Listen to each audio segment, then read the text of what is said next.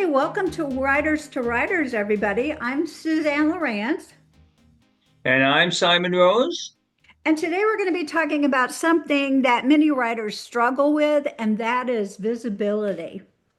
That's right, Suzanne. Now, most writers, they spend years learning how to write better, but they spend very little time learning how to help readers discover their work. Yeah, and the thing is, whether you're traditionally published or self-published, doesn't really matter if readers don't know where to find your work. That's right. I mean, we're sharing, going to share today. We're going to share practical ways that writers can become more visible, both online and in person. Right. And we've got basically 8 tips to give you today. But before we start with the tips, I want to ask you a question, Simon. Do you think Oh. visibility is harder for writers today than it used to be? Well, in some ways, I think it is because today there are even more books being published than ever before. But in many ways, it's easier because writers have direct access to readers through things like websites and social media and newsletters, podcasts like this one, and online communities. That's right. Used to, we didn't have all that. We had to rely on the publishers or the bookstores and traditional media. And today we have many more opportunities to connect with readers ourselves. Yeah, the challenge, is often these days is deciding where to spend your time and energy. So, Suzanne, can you give us some visibility tips? Yeah, I'm going to give you the first one right now. And it's pretty simple. I mean, Right. it might sound complicated, but the first step or tip is to start an author website. And you don't need anything fancy, but readers need to find out what who you are, what you write. If you've got books out already, put a list of your books up there and maybe links to where they can buy them on Amazon and other places. And then a contact page, or you can have a contact form, but you need people to be able to get in touch with you. One thing I would say though, just put up maybe a phone number and an email address. Don't put your home address on your contact information. If you think you need a mailing address, get a P.O. box, okay? And then also you need to have a way on your website that they can join your email list. So, many writers rely entirely on social media, but you do need to have that author website. Well, we're all very familiar with social media these days. I mean, it seems to be all over the place and everything, but social media platforms can change overnight. We've seen that happen. But That's your website is it's your online home. that's That's where it true. is. True. So tip number two here is build an email list. Right. Now, it's one of the best things a writer can do. I mean, algorithms change and social media trends come and go, but your email list that belongs to you. Right. And even if you've got ten people on the list or 5 or 50, those are 10, 5 or 50 people who want to hear from you. They want to know what you're doing. Yeah. And readers who subscribe, if you've got, as you say, you haven't got that many yet. Right. Those are the most loyal ones. Usually, they're the most loyal people who support you. Right. Okay, that leads us to tip number 3, and that is choose 1 or 2 social media platforms because people tend to overdo it. They want to be on Facebook and Instagram and TikTok and Pinterest and YouTube and Threads and all that's exhausting. Yeah, it's much better. I think it's much better to choose 1 or 2 platforms that you actually enjoy using. That's one of the good things about it. Right. That's what I do too. So why don't you give us tip number 4? Tip number four, well, it's create useful content. I mean, that might sound like, well, what does he mean about that? What does he mean about useful content? Well, if you're writing fiction or non-fiction, create content that interests your audience. I mean, if you're writing historical fiction like I do, I mean, share some historical facts. I have some links on there that link people to where I got the inspiration from for the books and things like that, to different sites online. If you're writing mysteries, you can discuss crime solving techniques, or how law enforcement departments do research and things like that. If you're writing non-fiction, Hmm. you can share tips that are related to your topics, whether you're writing about animals or nature or whatever it may be. Right. And sometimes people think that, oh, I've just got to crank out book after book after book. And the goal to get more visible isn't necessarily to sell more books and to keep doing that. That's part of it. But it's also you want to give people a reason to follow you. And if you're doing the kinds of things that Simon just mentioned, like giving them some information that will help them become better writers or, little tips, then they're going to want to follow you. So here's tip number 5. And this one is an in-person thing, not online, although you can do it online too nowadays. And that is to attend writing conferences. Because one of the best things that I've done through my career is attend these kinds of conferences. I've met all kinds of people, and you learn, you meet editors, agents, publishers, book sellers, and other writers, and you can learn from them. And I've also gotten, tips for contact this kind of publisher. You might get some work from them, just different things like that. So I think that's a good tip. Yeah, these are excellent tips, actually, Suzanne. I mean, a lot of opportunities come from conversations that happen in hallways and or over coffee and things like that at these writers' conferences, and that's definitely been the case with a writers' conference I attend locally. Mhm. In August, I've been going to it. Apart from when we had COVID and everything, I've been going to it for quite a long time, and there are probably 20, 25 people, other writers Hmm. who definitely I can say, if somebody was to say to me, "Oh, how long have you known them and where did you meet them?" I can say exactly where it was, and it was at this particular conference, and we went for coffee, and we've been in touch ever since. Hmm. So, and I should, I don't do anything at that particular conference where I'm doing presentations or workshops or anything like that. I am just networking these days and everything. Mhm. But another tip is to take advantage of speaking opportunities whenever you can. I don't underestimate those. I mean, I used to do a lot of that again before COVID. I used to go to speak at libraries and schools and things like that.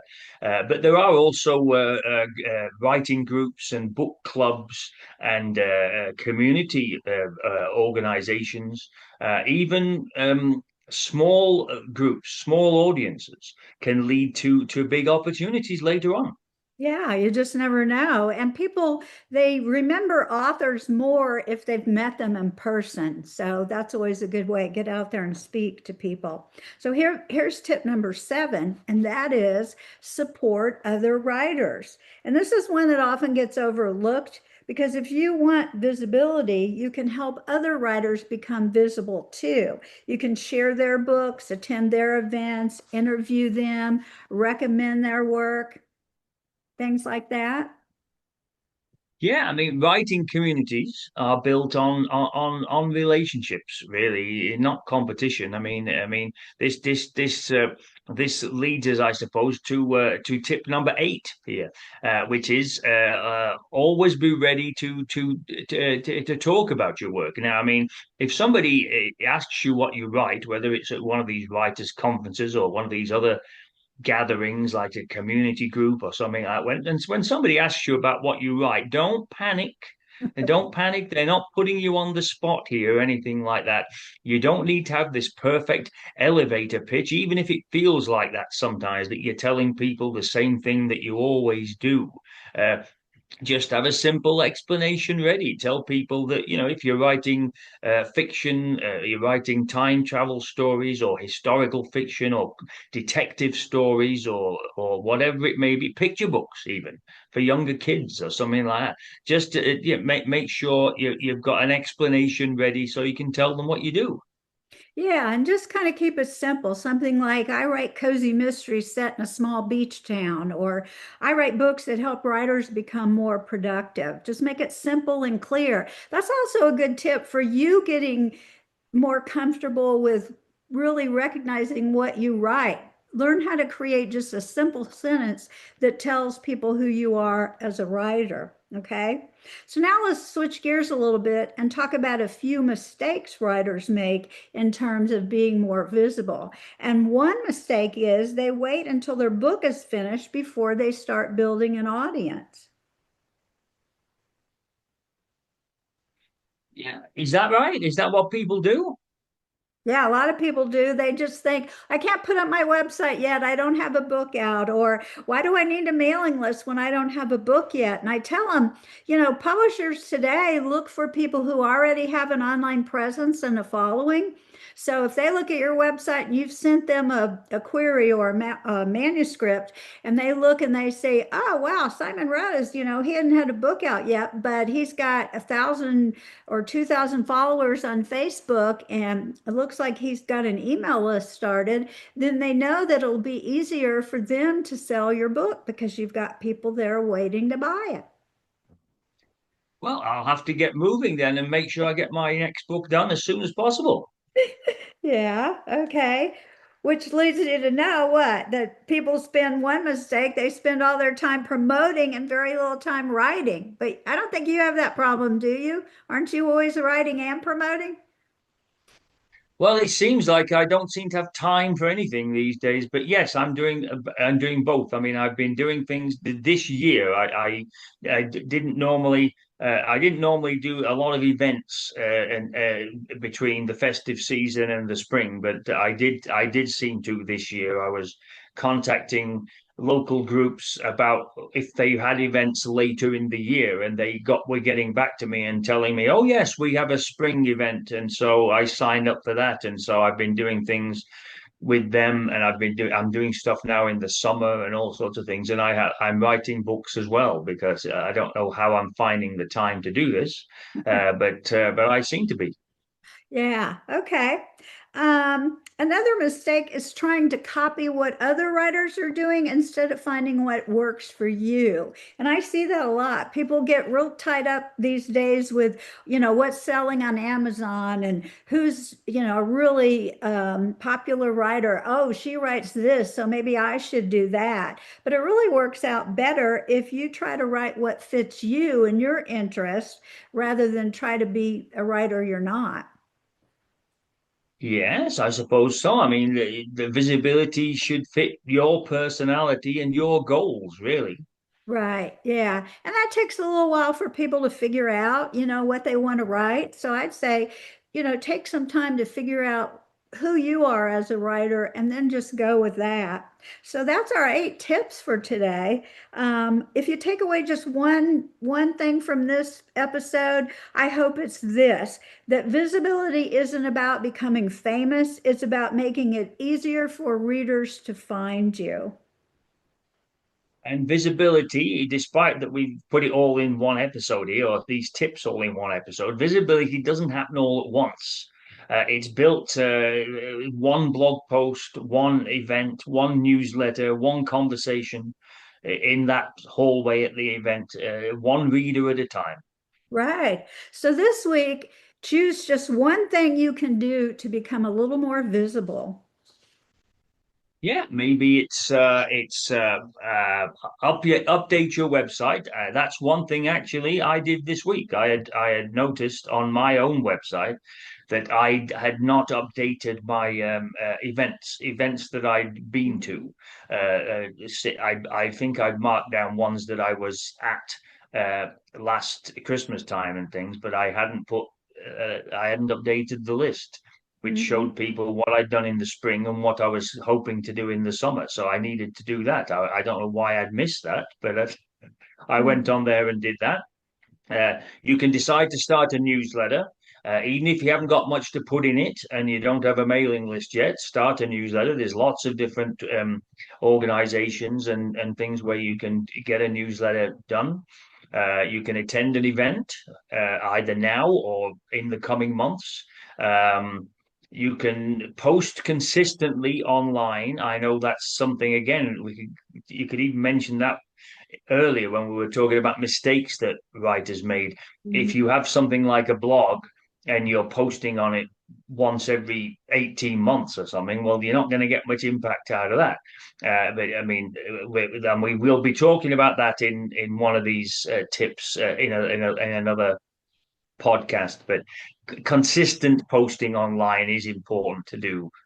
But whatever it is, take one step forward Right, because the readers, as you said earlier, readers they can't discover your work if they don't know that you exist and you and your work exist. right, right. Okay.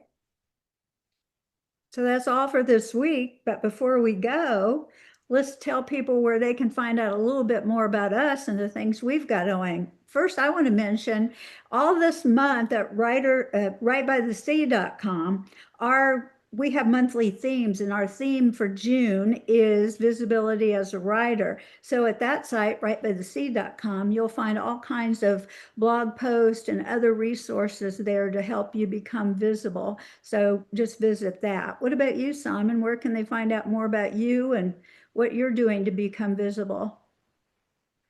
On my website, without going into all the details, there's details about me. There's a biography. There's about the books and historical background behind the books. There's links to my blog and the posts and how they can sign up for my newsletter and things like that.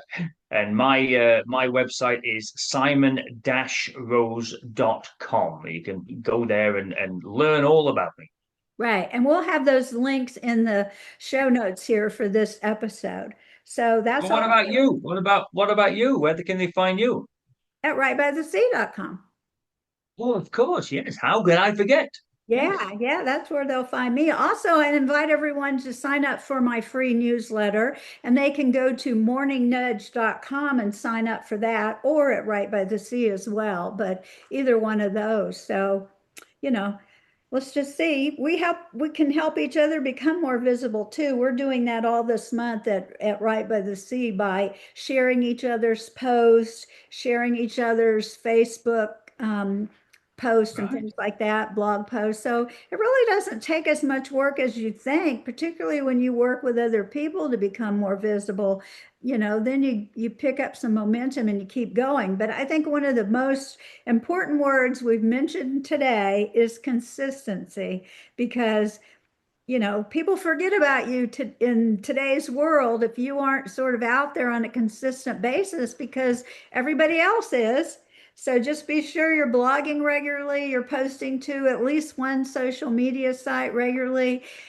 An email newsletter is good. And I would mention too, I think people get too bogged down thinking a newsletter has to be something, long and involved, and then they don't do it.